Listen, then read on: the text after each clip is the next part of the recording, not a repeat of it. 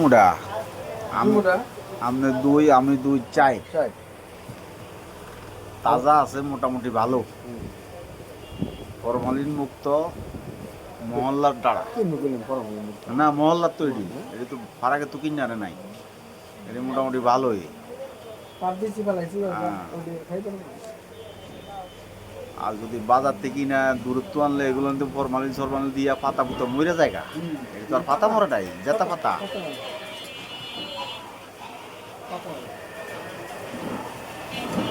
গরিব মানুষের পাতা লতাই তো বালা